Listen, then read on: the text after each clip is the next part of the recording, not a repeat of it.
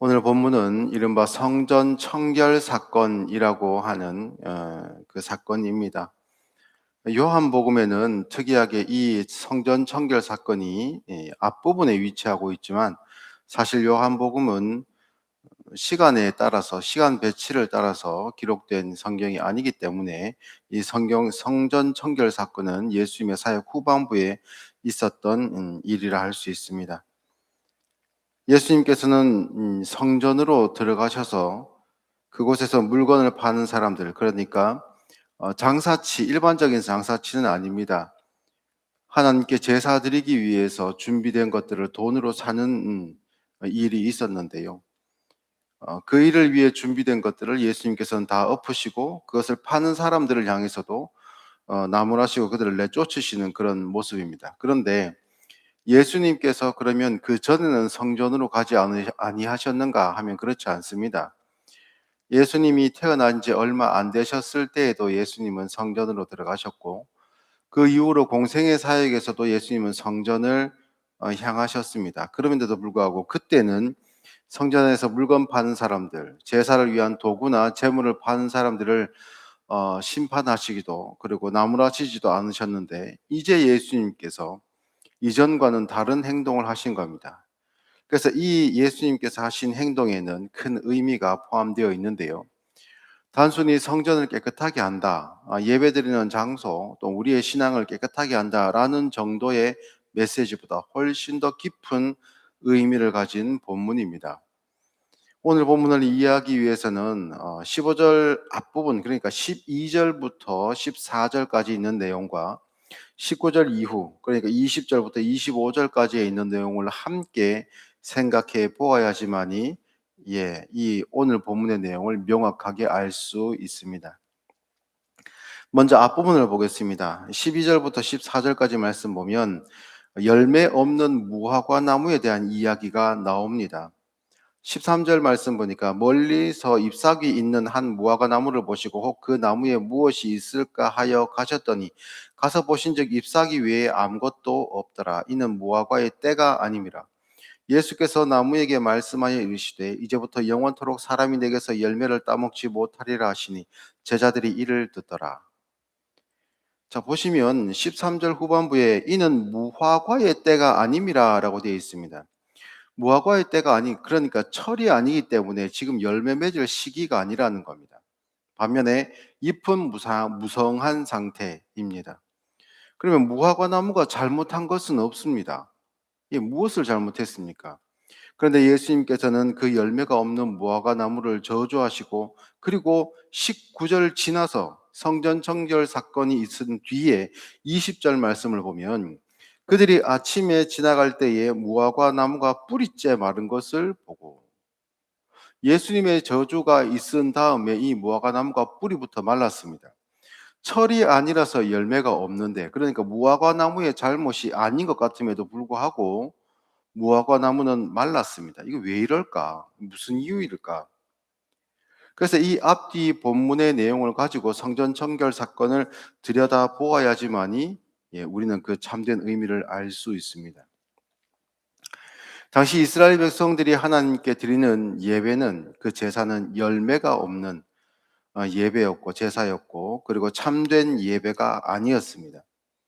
이사야서 1장 11절 말씀을 보면 여호와께서 말씀하시되 너희의 무수한 재물이 내게 무슨 유익이 있느뇨?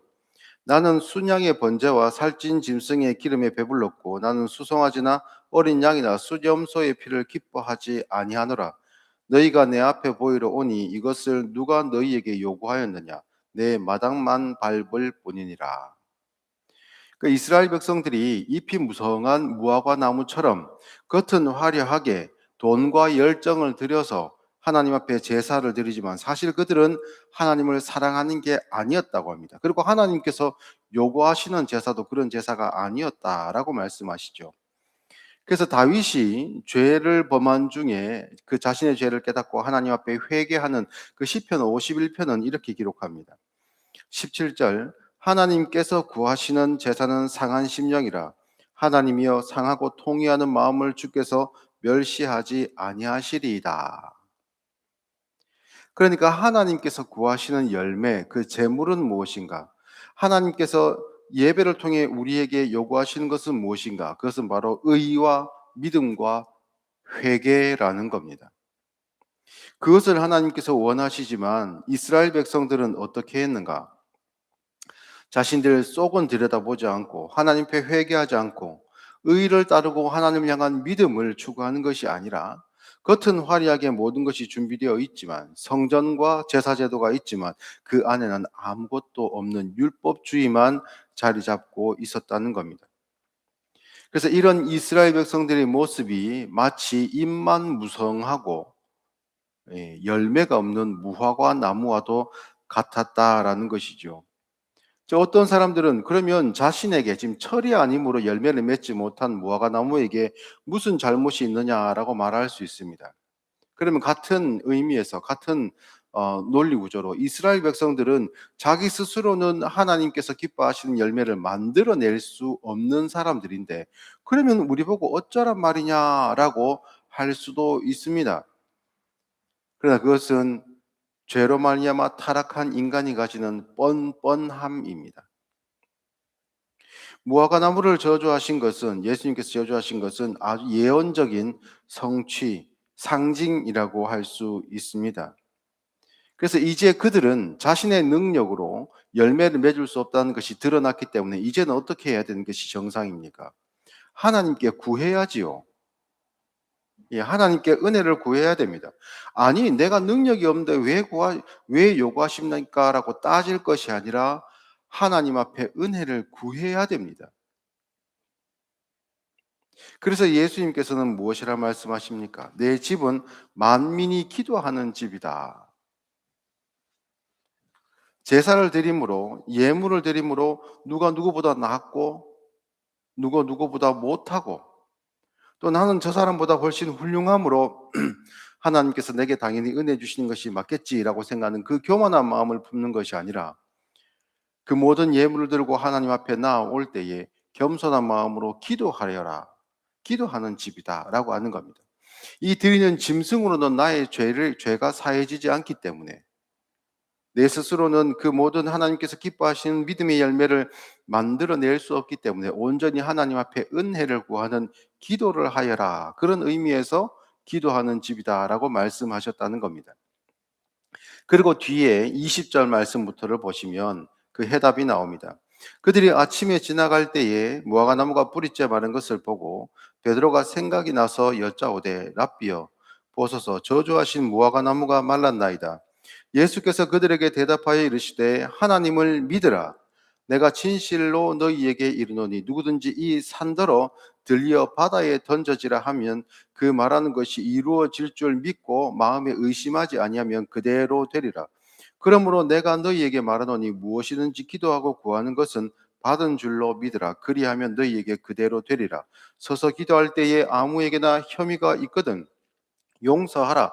그리하여야 하늘에 계신 너희 아버지께서도 너희 허물을 사하여 주시리라 하시니라. 여기 보면 예수님께서 기도에 대한 말씀을 하시죠. 그래서 만민이 기도하는 집이라라고 말씀을 하시면서 성전 청결 사건을 예수님께서 하셨는데, 그때 말씀하신 기도의 내용이 무엇인가를 지금 말씀하신 겁니다. 그 기도를 말씀하시면서 무엇을 말씀하십니까? 기도하여서 저 산더러 들려서 바다에 던져지라. 이것은 일어날 수 없는 일이죠. 아무리 믿음 좋은 사람이 하루 종일 기도해 보십시오. 그러면 산이 들리어져서 하루아침에 바다로 옮겨지는가? 이것은 불가능한 일입니다. 예수님께서 이 말씀을 하셨을 때에는 그 불가능해 보이는 기도의 제목을 말씀하셨는데, 그것이 기도로 된다는 겁니다. 믿음으로 하는 기도는 된다는 것이죠. 그럼 앞서 성전 청결 사건에서, 그리고 열매 없는 무화과 나무에서 불가능한 것이 무엇이었습니까? 그것은 바로 우리가 스스로의 힘으로는, 자력으로는 절대 하나님께서 기뻐하시는 열매를 맺을 수 없다라는 사실입니다.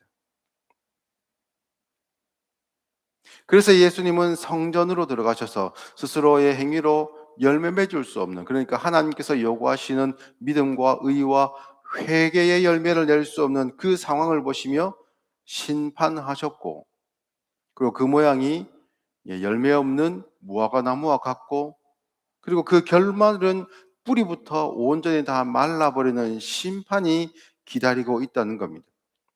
그러면 여기서 절망하게 되지요. 어떠한 노력과 방법으로도 안 되면, 그리고 뿌리부터 말라 죽는 심판만 우리에게 기다리고 있으면 우리가 어떻게 되겠습니까? 절망할 수밖에 없죠. 그때에 어떻게 하는가? 그것을 깨달은 우리는 어떻게 하는가? 하나님의 집에서 나 괜찮아요, 나 잘났어요, 나 할 수 있어요 라는 것이 아니라 나는 안 됩니다, 나에게는 이것이 불가능합니다, 하나님 저를 용서하여 주시고 의의 열매를, 믿음의 열매를 맺게 하여 주옵소서. 저는 죄인입니다. 그래서 세리가 성전 구석에서 감히 고개도 들지 못하고 하나님 앞에 기도하며 저는 죄인입니다, 용서하여 주시옵소서라고 하나님께 기도하였던 그 기도를 예수님은 하나님께서 받으셨다라고 말씀하셨습니다. 하나님께서 구하시는 기도는 바로 상한 심령이다. 하나님께서 구하시는 제사는 상한 심령이다. 그 말이 바로 여기서 나온 겁니다. 우리의 능력으로는, 우리 스스로의 노력과 의지로는 이 열매를 맺을 수 없습니다. 그러니 하나님께 구하는 것이지요. 그 산더러 명하여 바다로 옮겨지라 하여도 그 기적, 일어날 수 없을 것 같은 그 큰 기적이 믿음의 기도로는 되는데, 그 기도가 무엇인가? 25절, 서서 기도할 때에 아무에게나 혐의가 있거든 용서하라. 그리하여야 하늘에 계신 너희 아버지께서도 너희 허물을 사하여 주시리라. 사람 간의 관계에서의 서로 상처 주고 허물이 있는 것, 잘못한 일이 있는 것, 이것은 있을 수가 있습니다. 그 상대방이 가서 용서를 구할 수 있죠. 그러나 하나님 아버지 앞에서의 우리의 허물은 무엇입니까? 그것은 바로 우리의 죄입니다. 우리의 그 죄는 우리 스스로의 능력으로는 없이 할 수 없습니다.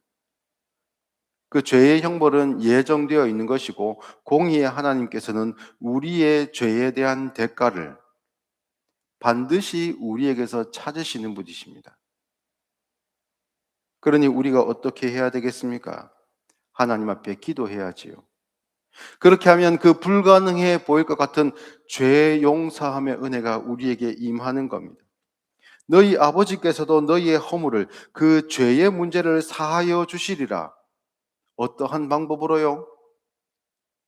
껍데기만, 허물만 남아있는 그 성전 중심으로 한 이스라엘 백성들의 제사 신앙이 아니라 참된 성전이신 예수님께서 그림자 성전, 예수님을 예비하고 있었던 그 성전으로 들어가심으로 그 그림자 성전을 몰아내시고 참 성전이 여기 왔다 선언하셨습니다.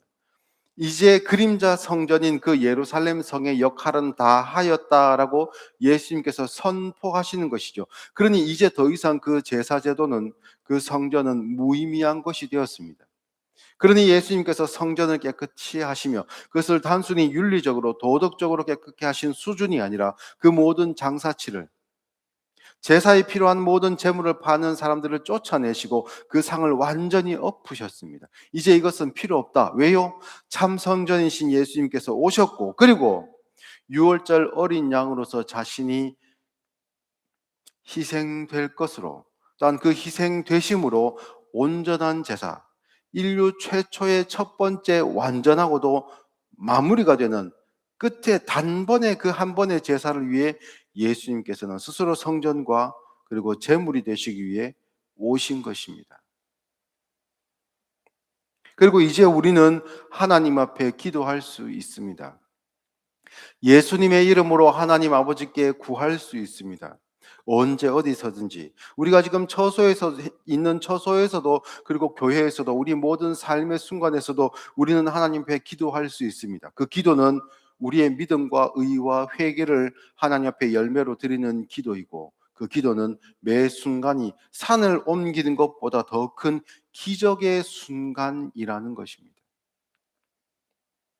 사랑하는 우리 새순교회 성도 여러분, 참 성전이신 예수님께서 그림자 성전에 임하심으로 껍데기를 치우시고 참된 진실된 열매로서 예수님께서 우리 가운데 찾아오셨습니다. 이제 우리는 하나님께서 기뻐하시는 제사를 예배를 드릴 수 있고 기적을 일으키는 그 기도를 할 수 있는 사람들이 되었습니다. 더 이상 율법주의적인 신앙생활을 함으로 자기를 증명할 필요가 없습니다. 이제 우리는 하나님의 사랑과 예수 그리스도의 은혜만 붙들면 우리 안에 선물로 주신 성령님이 계신 것만 우리가 인정하고 그 능력에 기대게 되면 우리는 매 순간 기적의 삶을 사는 사람들이 됩니다. 믿고 구하십시오. 하나님의 은혜를 구하십시오. 그러면 하나님께서 우리를 기적의 사람으로 살게 하실 것입니다. 이 날마다 기적이 있는 삶, 기도가 있는 삶, 하나님의 은혜를 경험하고 그 능력을 우리 안에 가득 채우는 삶을 사실 수 있는 우리 새순교의 성도님들 되시기를 예수님의 이름으로 축복합니다. 기도하겠습니다.